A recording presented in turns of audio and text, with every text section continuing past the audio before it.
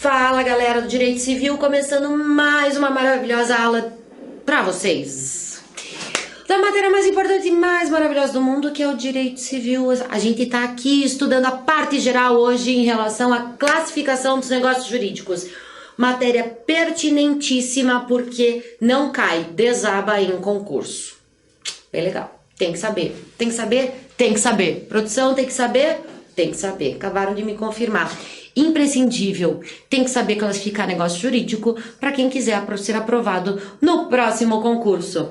Então, vamos começar. Só precisam esquecerem, meu nome é Ana Silvia, tá?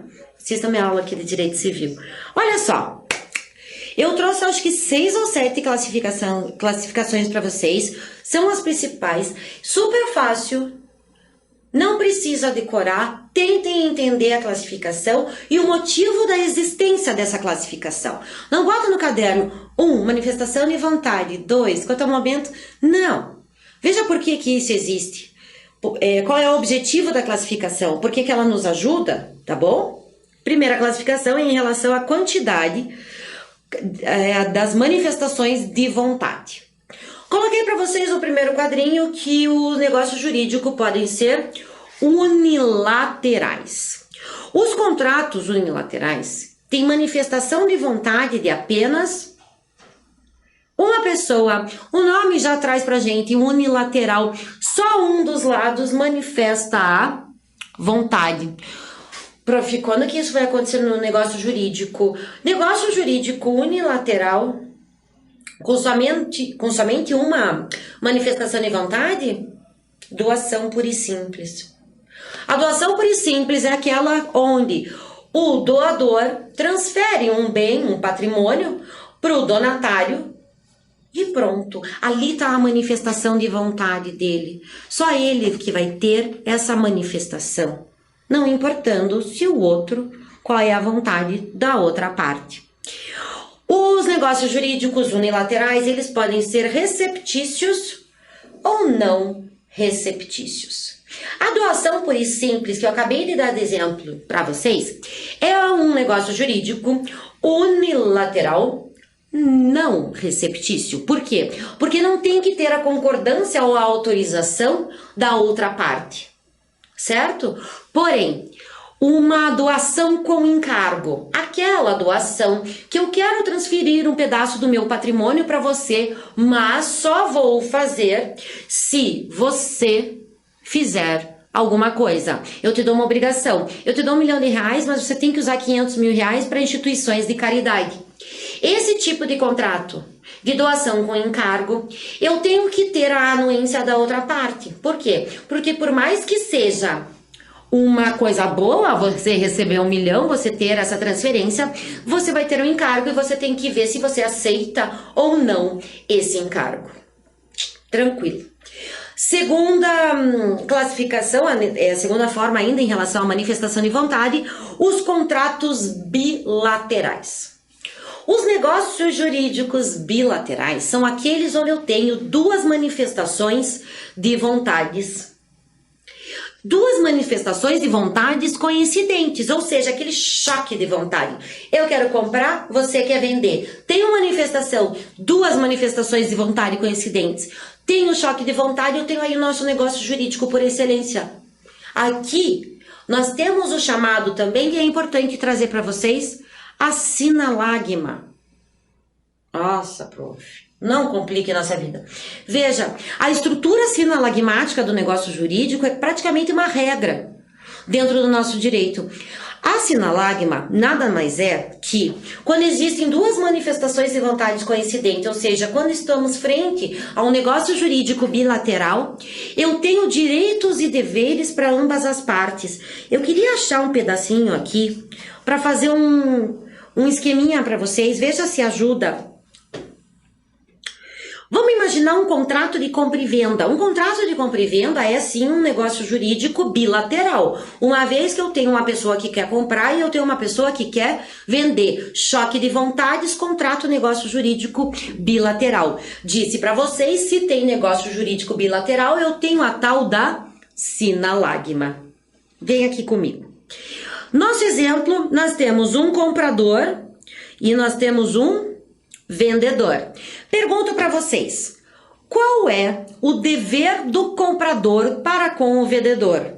O comprador tem que... Meu Deus. Tem como apagar?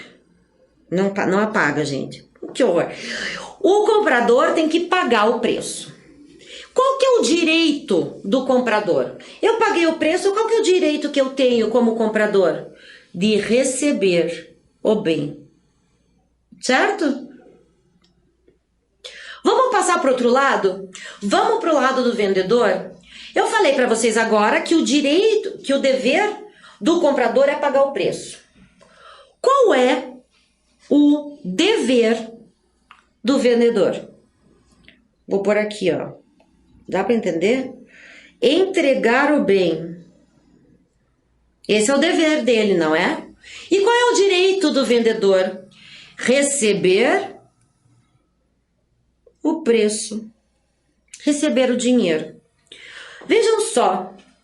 O dever do comprador, que é pagar, é o direito do vendedor de receber. O dever, o direito do comprador de receber o bem é o dever do vendedor, que é entregar o bem. Então veja, aqui eu tenho uma relação onde eu tenho uma obrigação e tenho um direito em relação a ambos os polos. Aquele que compra tem o direito a receber o bem, mas aquele que compra tem o dever de pagar pelo bem, certo? Isso é a sinalagma, essa interdependência entre direitos e deveres dos polos, ok? Muito bem. Por fim, em relação à manifestação de vontade, nós temos os contratos plurilaterais. Esses contratos nada mais são negócios jurídicos onde, ao invés de eu ter duas, eu tenho mais que duas manifestações de vontades. Imagine um negócio jurídico que eu vou elaborar para formar uma sociedade. Eu e 10 amigos abriremos uma cervejaria.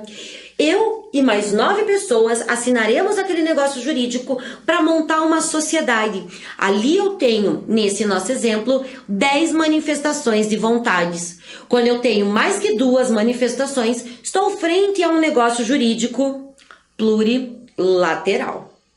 Certo? Vou fazer uma pergunta pegadinha. Não ia, mas vou. Eu tenho um contrato de compra e venda de um bem imóvel, ou seja, um negócio jurídico, que do lado do comprador eu tenho João e Maria, porque os dois são proprietários. Do lado dos vendedores, eu tenho José e Joana. Eu tenho 2 pessoas como compradores e 2 pessoas como vendedores. A minha pergunta é a seguinte: esse contrato ele é bilateral ou plurilateral? Quando você tiver que responder uma pergunta dessa num concurso, você não vai sair marcando plurilateral, porque é a primeira coisa que vem na nossa cabeça. Essa classificação entre uni, bi e plurilateral é em relação à quantidade de manifestação de vontade. Se eu tenho 2 pessoas querendo vender e eu tenho 2 pessoas querendo comprar, não quer dizer que eu tenha 4 manifestações de vontade. É um contrato bilateral, porque as 2 pessoas proprietárias estão emanando a vontade. Uma questão de polo. Polo vendedor, por mais que tenham 2 compradores, a mesma manifestação de vontade. Entenderam? Cuidado. Segunda classificação que eu trouxe aqui para vocês, quanto às vantagens patrimoniais. Os negócios jurídicos podem ser gratuitos ou onerosos. Gratuitos é aquele que existe sacrifício patrimonial somente no acervo patrimonial de uma das pessoas. O negócio jurídico gratuito é aquele que somente vai ter diminuição patrimonial em um dos lados. Exemplo clássico é o negócio jurídico de doação. Eu vou doar 1 milhão para vocês. Quem que vai ter sacrifício patrimonial? Só um lado. Quem que vai ter vantagem patrimonial? Só um lado. Por isso é classificado como negócio jurídico gratuito. Por outro lado, nós temos os negócios jurídicos onerosos, onde existe sacrifício patrimonial para ambos os lados.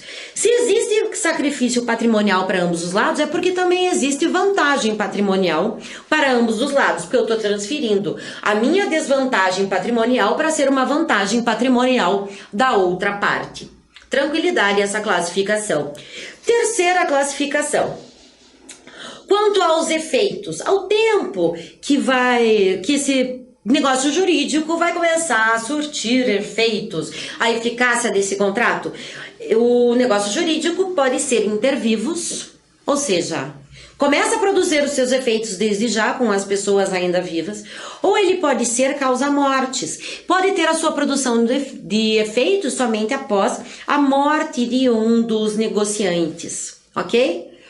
Acontece após a morte, transfira-se o bem para o filho daquele e assim por diante. Quanto às... Desculpa, passei errado, né? Que susto, achei que estava errado de novo o meu slide na aula, era só o que me faltava. Quarta classificação, gente. Quanto à necessidade de solenidade. Regra geral dos negócios jurídicos é que os negócios jurídicos não têm forma para serem elaborados. Eu posso fazer um negócio jurídico verbal? Posso. Quando que eu faço um contrato de compra e venda verbal? Fica todo mundo me olhando branco com os olhos desse tamanho falando, professora, não, você faz contrato de compra e venda verbal? Ah, não? Quando eu chego na barraquinha, que tem aqui na frente do nosso estúdio, eu adoro tomar Coca-Cola entre uma aula e outra. Eu vou lá, pego 5, falo, tia Maria, me dá uma Coca. Ela me dá. Eu pago o preço, ela me dá o bem. Eu acabei de celebrar um negócio jurídico de compra e venda. De que forma? Oral. Eu não tenho que ter um instrumento. Não existe essa necessidade. Então vejam, a regra geral é que os negócios jurídicos, e os contratos são negócios jurídicos por excelência, os negócios jurídicos eles não têm forma. Eles podem ser feitos da forma e elaborados da forma que as partes assim o dispuserem. Porém, as exceções são que a lei traga algumas regras em relação à elaboração desses negócios jurídicos. Por que a lei vai se meter se um contrato pode ser verbal ou se tem que ser escrito? Veja, a lei está tentando trazer para ambos os lados, para ambos os negociadores, uma segurança jurídica, onde sua obrigação vai ser satisfeita pela outra parte. Um exemplo clássico de negócio jurídico formal, ou seja, que existe uma formalidade para ele ter a sua validade, é o artigo 108 do Código Civil, que fala que é obrigatório transferência de propriedade de bem imóvel com valores acima de 30 salários mínimos na época da elaboração daquele negócio jurídico, deve ser feito por escritura pública. Posso fazer um contrato verbal? Posso fazer um negócio jurídico verbal para transferir uma propriedade imóvel com valor superior a 30 salários mínimos? Não posso. Sabe por quê? Porque esse negócio jurídico não vai ter validade. Sabe o que isso significa? Vou desenhar para vocês. Eu gostei de desenhar esse negócio. Como é que foi? Bom, falando dos negócios jurídicos, a gente sabe que a gente tem que ter alguns requisitos para ele ter validade. Eu já dei uma aula sobre isso aqui para vocês, dá uma olhadinha na aula sobre negócios jurídicos, que a gente fala da escada pontiana. Para a gente ter validade, eu preciso ter um agente capaz, um objeto lícito, determinado, determinável e possível. Tenho que ter vontade livre e também tenho que ter, conforme o inciso 3 do artigo 104, eu tenho que ter forma ou não defesa em lei. O que isso significa? Se a lei trouxer uma formalidade, eu sou obrigado a seguir a lei e fazer, e elaborar, celebrar esse negócio jurídico de acordo com as estipulações que a legislação me traz. Porém, se for liberado, ou seja, não for proibido na lei, eu posso fazer o meu negócio jurídico, eu posso elaborá-lo da forma que eu melhor achar. Entenderam? O que acontece se eu celebrar um negócio jurídico que tem uma formalidade, por exemplo, o artigo 108, que ele deve ser feito por escritura pública e eu não faço? Esse meu negócio jurídico vai ter um problema de validade, ok? Não esqueçam disso. Ah, outra coisa que eu esqueci de falar para vocês. Sabe quando a gente estava falando lá na primeira classificação em relação à quantidade de manifestação de vontades, que ele pode ser unilateral, bilateral ou plurilateral, eu queria só deixar claro aqui, porque às vezes me perguntam, casamento é um negócio jurídico bilateral. É contrato, sim, senhor. Caso tem que contratar, você pode fazer isso, você deve fazer aquilo, não é brincadeira. O negócio jurídico com especificações de regime de bens e assim por diante é assim considerado um negócio jurídico bilateral pela doutrina e pela jurisprudência.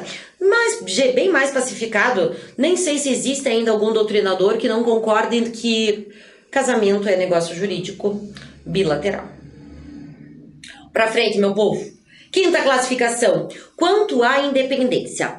Os negócios jurídicos, eles podem ser principais ou acessórios.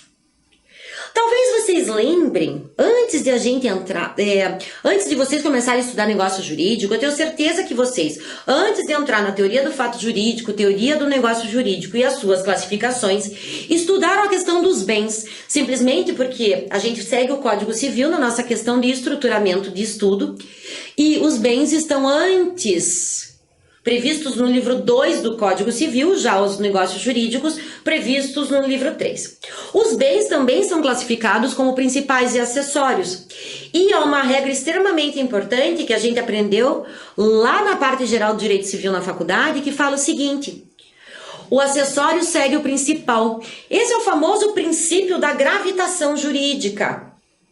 O acessório segue o principal. Alguns doutrinadores colocam pra gente que a sorte do principal é a sorte do acessório. Ou seja, o que acontece com o bem principal acontece com o bem acessório. Da mesma forma, trazendo essas considerações em relação aos bens, a gente vai utilizar tudo novamente aqui em relação aos negócios jurídicos. O negócio jurídico principal é aquele que sozinho ele subsiste e faz o seu papel que ele foi elaborado para fazer.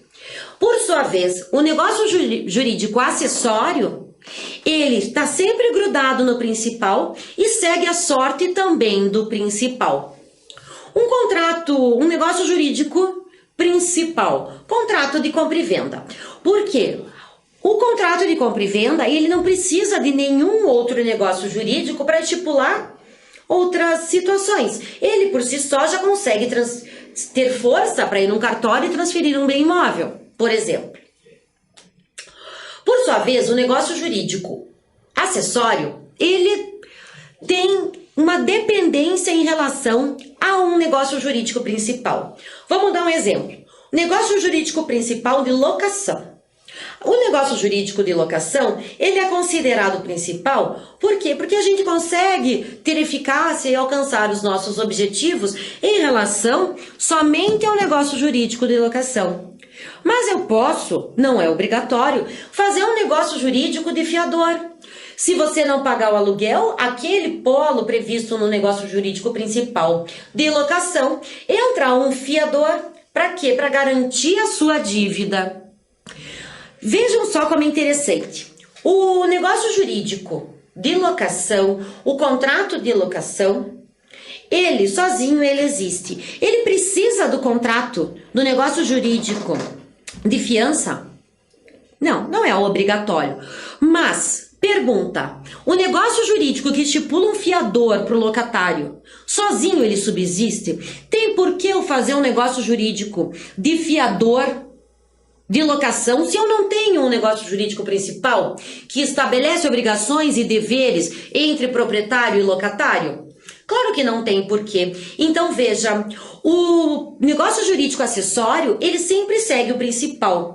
No nosso caso, no nosso exemplo da aula de hoje, falando sobre negócio jurídico de locação, se eu extingo ou rescindo o negócio jurídico de locação ou o contrato de locação, ele termina porque tinha um prazo pré-estabelecido. O que vai acontecer com o negócio jurídico de pagamento de fiança, que a gente estipula a um fiador? Ele também se extingue. Certo? Por outro lado, se eu extingo por algum motivo o negócio jurídico que estabelece um fiador para garantir a minha dívida no negócio jurídico principal de locação, se o negócio jurídico acessório por algum motivo é extinto, o que vai acontecer com o negócio jurídico principal? Nada. Porque a regra é, o acessório segue o principal. Se o principal é extinto, extingue o acessório. Se o principal é prorrogado, também prorroga-se o acessório e assim por diante. Certo? Tranquilidade. Sexta classificação. Quanto às condições especiais. O negócio jurídico, ele pode ser impessoal ou intuito persona, também chamado de personalíssimos. Começando pelo primeiro, os negócios jurídicos impessoais. Os negócios jurídicos impessoais são aqueles que qualquer pessoa no lugar de um dos negociadores pode assumir o papel, pode fazer o que está ali estipulado no contrato. Vamos com calma. Exemplo. Pensa num negócio jurídico onde eu contrato um pintor para pintar minha casa inteirinha de branco. Deixar ela bem linda, toda pintada de branco. Tem que ser o pintor João da Silva para conseguir pintar uma casa toda de branco? Não. Ou qualquer pessoa pode também assumir o lugar do João da Silva. Veja, qualquer pessoa consegue fazer aquele trabalho que foi contratado através daquele negócio jurídico. Por outro lado, nos negócios jurídicos impessoais, também chamados de negócios jurídicos intuito persona, somente uma pessoa pode cumprir aquele negócio jurídico, aquele contrato. Como assim? Eu celebro um negócio jurídico com um pintor, porque eu quero que ele pinte na parede da minha casa uma caricatura minha. Que eu gosto, as bolas, não me deixa. Eu quero fazer uma caricatura bem grandona na minha parede da minha pessoa. Eu contrato o cara que sabe fazer caricatura. Esse negócio jurídico, ele tem possibilidade de ser cumprida por outra pessoa?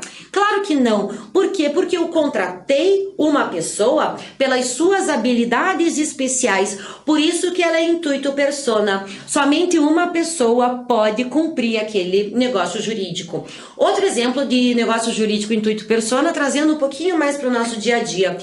Tô com um pepino com um cliente muito grande no meu escritório.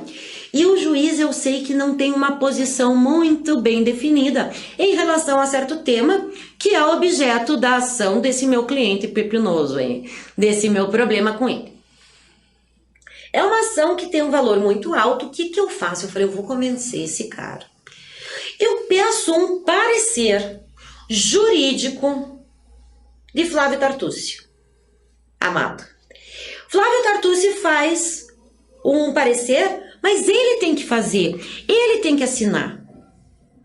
Se no meio do caminho acontece alguma coisa, Deus nos livre e guarde, que Flávio Tartucci falece, o que acontece com esse contrato? Ele vai ser extinto, porque eu não quero que o estagiário dele faça, eu não quero que outra pessoa que trabalhe com ele faça, eu quero que somente ele elabore aquele parecer, que para mim é tão importante. Então veja, são negócios jurídicos que só podem ser cumpridos por uma só pessoa, por isso chamados personalíssimos ou intuito persona. Vamos embora. 7 e último. Última classificação de hoje quanto ao momento de aperfeiçoamento. Os negócios jurídicos podem ser consensuais ou reais. Começando com os negócios jurídicos consensuais. Os negócios jurídicos consensuais são aqueles que, com a simples assinatura, com o simples choque de vontade, com a simples elaboração do negócio jurídico, ele já começa a surtir seus efeitos. As suas consequências ali previstas, os direitos, os deveres, as obrigações que estão dentro daquele contrato já conseguem ter suas consequências percebidas no nosso mundo real. Por outro lado, os negócios jurídicos reais, eles precisam ter tradição. Lá vai o meu amor. Mentira, não é esse tipo de tradição. A tradição é a entrega da coisa. É a transferência da coisa. Pensa comigo num contrato de compra e venda. O contrato de compra e venda, quando eu vou comprar alguma coisa, eu quero que essa coisa seja me entregue. Eu quero que o objeto saia da esfera de posse do vendedor e entre na minha esfera de posse, para que eu possa utilizá-lo dependendo do fim que aquele objeto tenha, do que aquele bem tenha. Se eu compro uma casa, vamos mudar, né, de exemplo. Se eu compro uma calça jeans, comprei uma calça jeans. Esse contrato, se eu assino lá, tá ok, tô comprando uma calça. Somente o contrato é o suficiente? Não, eu preciso que a vendedora me dê a sacola junto com a calça. Eu preciso da entrega do bem. Eu preciso que saia da esfera de posse de um e seja transferida para a esfera de posse de outro. Vocês entenderam as principais classificações do negócio jurídico? Gente, não tem segredo. É fácil, dá uma lida, verifiquem o Código Civil, nosso maravilhoso Código Civil, tanta coisa aqui nós temos para falar. Não percam as outras aulas de negócio jurídico, uma vez que essa aqui era só para a gente ter um encontro e falar sobre a classificação desse Instituto do Direito Civil tão importante. Não esqueçam, meu nome é Ana Silvia, professora de Direito Civil da Cultive. Não deixe de acessar nosso site e boa sorte nos estudos. Beijo!